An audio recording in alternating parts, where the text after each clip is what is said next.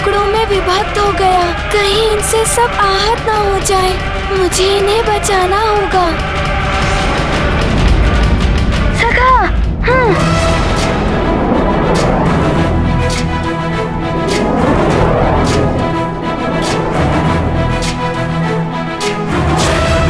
ज्ञान गुण सागर जय। प्रतीत होता है अब कुछ और ही युक्ति लगानी होगी। सागर जय कपीसति लोक उजागर भूत अतुलित बल धामा अंजन पुत्र पवन सुत नामा महावीर विक्रम बजरंगी कुमति निवार सुमति के संगी। जय हनुमान ज्ञान गुण सागर जय कपीसति लोक उजागर। जय हनुमान ज्ञान गुण सागर जय कपीसति लोक उजागर। जय हनुमान ज्ञान गुण सागर जय कपीसति लोक उजागर। जय असंभव! इस पर्वत के टकराने से भी इस मरकट को कुछ नहीं हुआ और उसने खंडित पर्वत से उत्पन्न शिलाओं को भी एक स्थान पर एकत्रित कर लिया। वाली भैया अवश्य पुनः ऐसा वार करेंगे जिससे दूसरों को क्षति पहुंच सकती है। मुझे युद्ध का स्थान ही बदलना होगा। इन पर्वत खंडों से मैं इस असुर को रोकता हूँ और वाली भैया को अंतरिक्ष में ले चलता हूँ।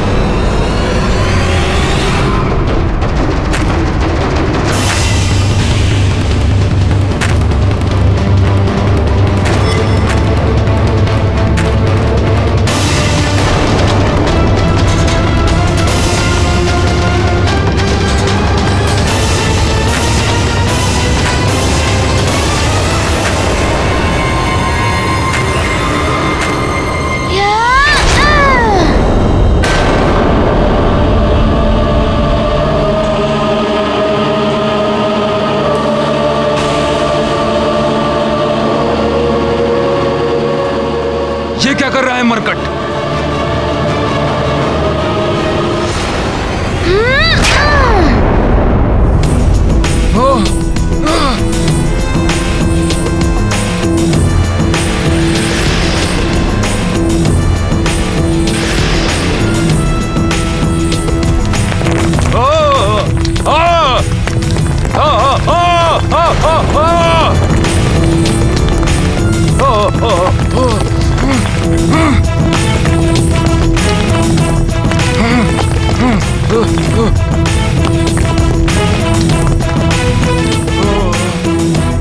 अरे ये क्या कर दिया इस मरकट ने? कहाँ जा रहा है वाली?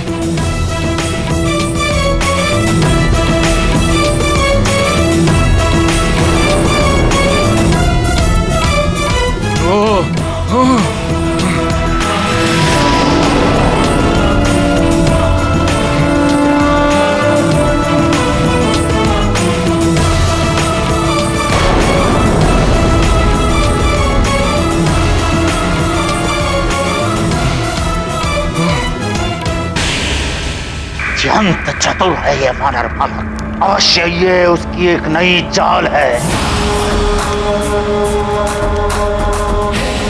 मुझे संदेह हो रहा है कि बाली संध्या तक उस वानर बालक के समक्ष टिक पाएगा अथवा नहीं। मारीच भी उसकी सहायता नहीं कर पाया। मायावी, जाओ और अपने माया का चक्र चलाकर उस वानर बालक को ऐसे फंसाओ कि वो सदा के लिए समाप्त हो जाए। जो आ गया लंकेश।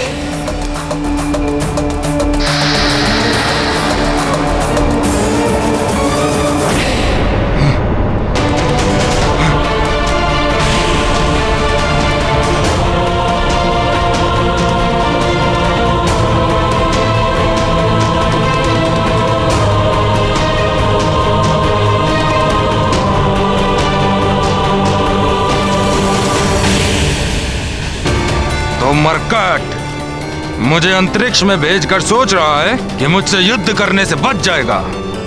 भूल है ये उसकी।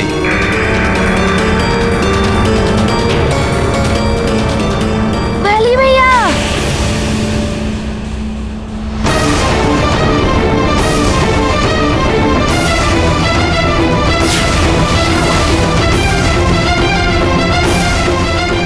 आप युद्ध को छोड़ के कहाँ जा रहे हैं? महानतम वाली युद्ध छोड़कर जाने वालों में से नहीं है मरकट।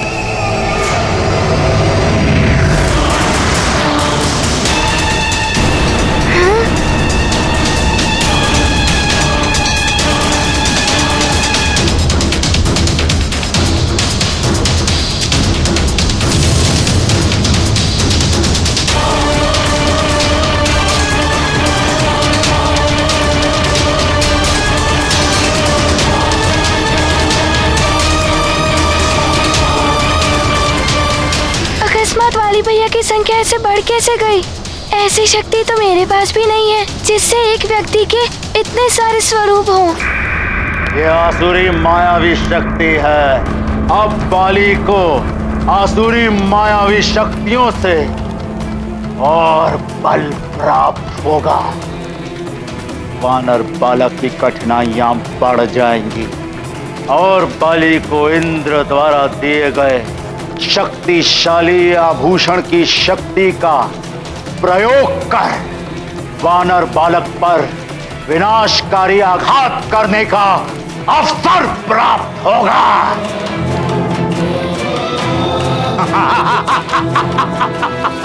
नारायण नारायण। यदि ये कुटिल कपटी असुर हनुमान का ध्यान बांटने में सफल हो गए तो वास्तविक वाली को हनुमान पर इंद्र के दिव्य आभूषण से महाघातक दिव्य शक्ति का वार करने का अवसर मिल जाएगा। हनुमान अपनी आधी शक्तियां पहले ही गंवा चुका है। ऐसी अवस्था में इस दिव्य शक्ति से हनुमान की प्राण संकट में डाल सकती है।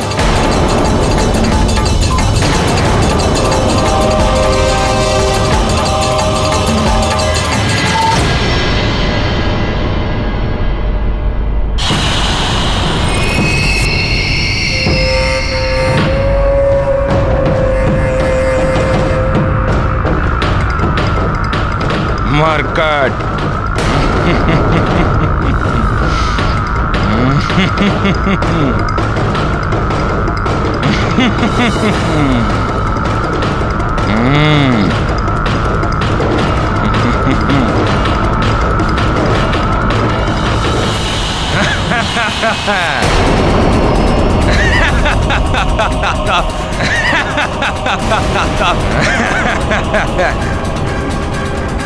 इस माया ने तो दुविधा में डाल दिया है। 5 वाली भैया है, किस पर वार करूं?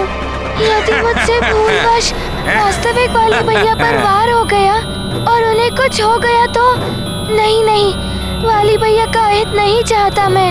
महारानी माँ को दिए हुए वचन को भी निभाना है मुझे। सुग्रीव की रक्षा तो करोगे, किंतु तुम्हारे और वाली के मध्य कभी युद्ध की स्थिति बनी तो तुम उसका वध नहीं करोगे। महारानी माँ, मैं आपको वचन देता हूँ कि आपने जैसा कहा है वैसा ही होगा।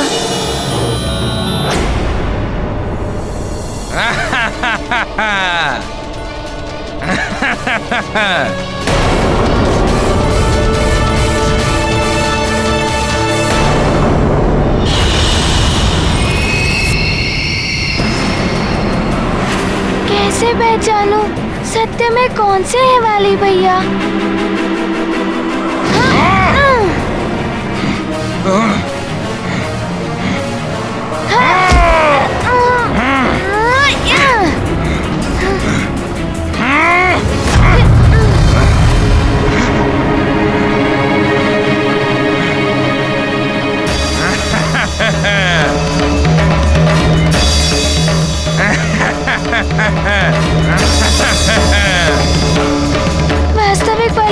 को पहचाने बिना मैं घातक प्रहार नहीं कर सकता।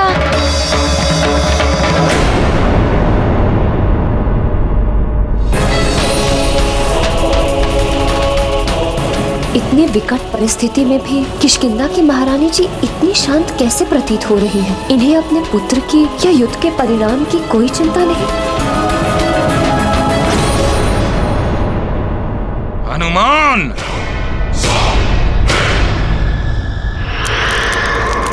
संभालो मेरा प्रहार।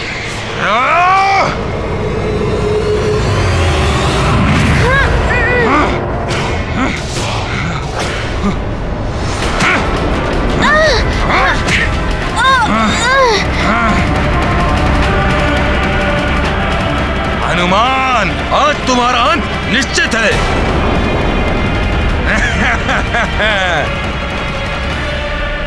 हनुमान का ध्यान भटक रहा है। यही उचित समय है जब देवराज इंद्र द्वारा दिए गए दिव्याभूषण से अमोघ शक्ति उत्पन्न करके हनुमान पर वार किया जाए।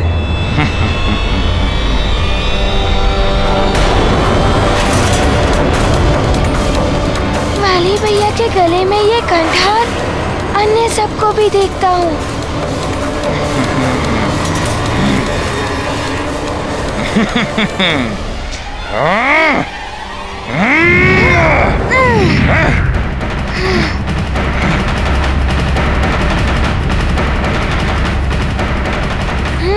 तो कंठार धारण किए हुए वाली भैया ही वास्तविक हैं, अन्य सब मायावी राक्षस हैं। अब होगा इस मरकट का अंत, साथ ही होगा इस युद्ध का भी अंत। ऐ दिव्य कंठहार, अमोघ शक्ति प्रकट करो।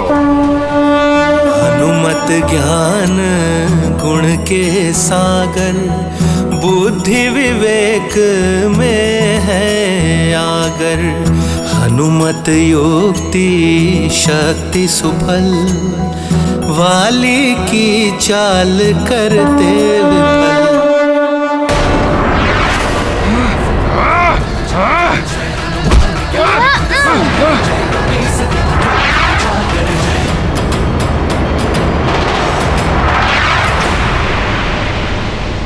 अमोघ शक्ति प्रकट हो।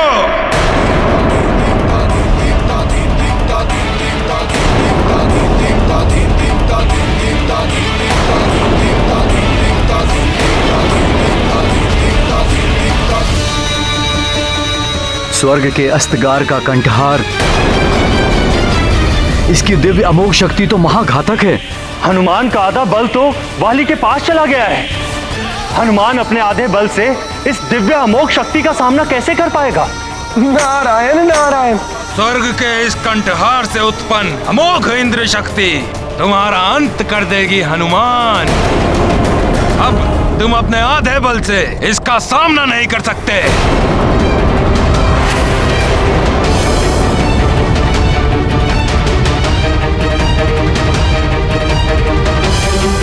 इंद्र शक्ति, यदि वाली भैया ने इसका प्रहार कर दिया तो इंद्रदेव के सम्मान के लिए मुझे इसका सामना करना ही होगा।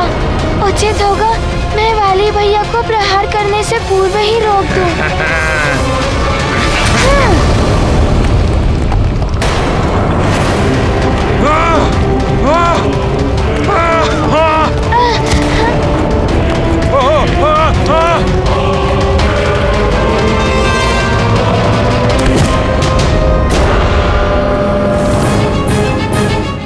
महारानी जी का ये व्यवहार कुछ समझ में नहीं आ रहा है।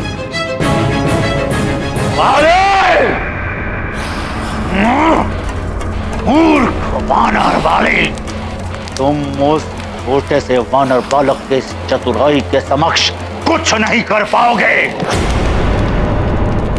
दुष्टता और अत्याचार में आखंड डूबे हैं वाली भैया, और दूसरी ओर हम सबसे ही नहीं, वाली भैया से स्नेह रखने वाला निश्चल हनुमान, जिसकी आधी शक्ति भी वाली भैया के पास चली गई होगी।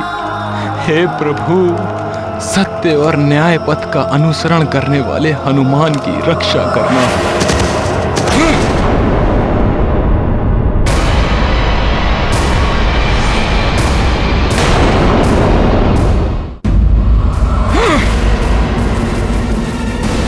दिव्य कंठहार।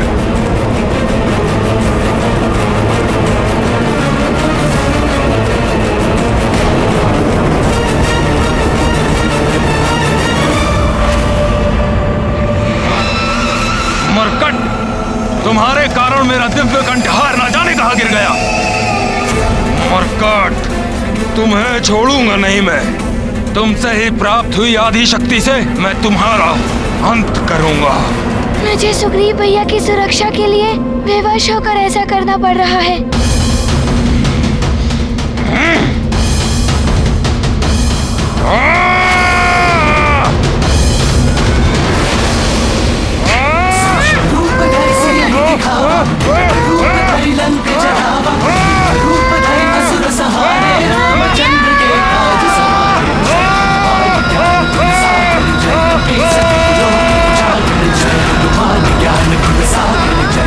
सुग्रीव भैया की रक्षा करनी है मुझे।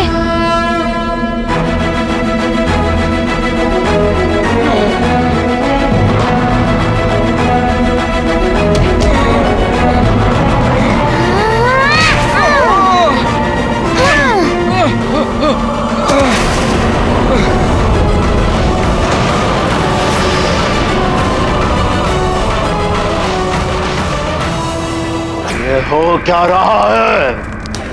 आ गया वो महानतम बाली जिसने मुझे लंकेश प्रशालन को परास्त किया था। कहाँ गया? मुक्त कर मुझे वानर भलक, मुक्त कर मुझे वानर। बाघ जैसे आखेट से पूर्व मृग से क्रीड़ा करता है, ऐसे क्रीड़ा कर रहा है ये वानर बालक बाली के साथ। ये दुर्भाग्य है मेरा जो मेरे नेत्र देखने को विवश है कि एक अनुज भ्राता अपने ज्येष्ठ भ्राता को मार रहा है।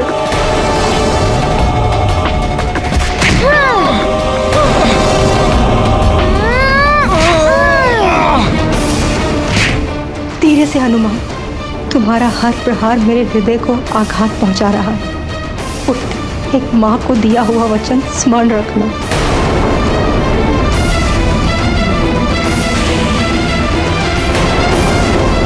महारानी जी का व्यवहार असमंजस उत्पन्न कर रहा है। समझ में ही नहीं आ रहा है कि महारानी जी न्याय और सत्य की पक्षधर है या अन्याय और अत्याचार की।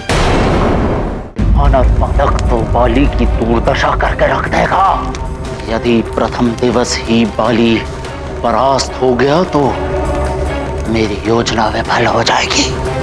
नहीं, मैं ऐसा होने नहीं दूंगा। किंतु लंकेश, वानर के तीव्र वार के समक्ष बाली सूर्यास्त तक नहीं टिक पाएगा। लंकेश, ऐसा प्रतीत हो रहा है ये युद्ध सूर्यास्त के पूर्व ही समाप्त हो जाएगा। नहीं नहीं, रावण ये कदापि नहीं होने देगा। बाली के परास्त होने से पूर्व ही तुम मायावी मेघों से सूर्य को ढक दो। सभी का ध्यान युद्ध में लगा होगा और तुम सूर्यास्त कर दोगे। उन्हें लगेगा कि सूर्यास्त हो गया और वो युद्ध रोक देंगे। शीघ्र ही जाओ, कालने में जाओ। अवश्य लंकेश।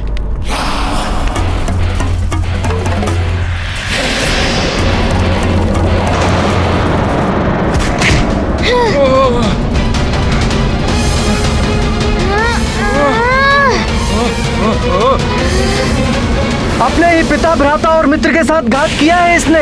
अंत कर दो इसका। हाँ, अंत कर दीजिए इसका।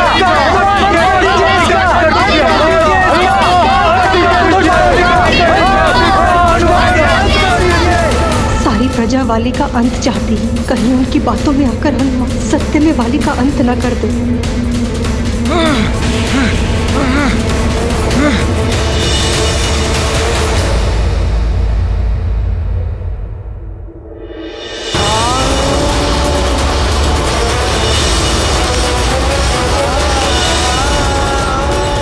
सुमेरु के राज मुकुट पर आपका कोई अधिकार नहीं है, तो फिर उतारिए उसे। और रख दीजिए उसे मेरे चरणों पर।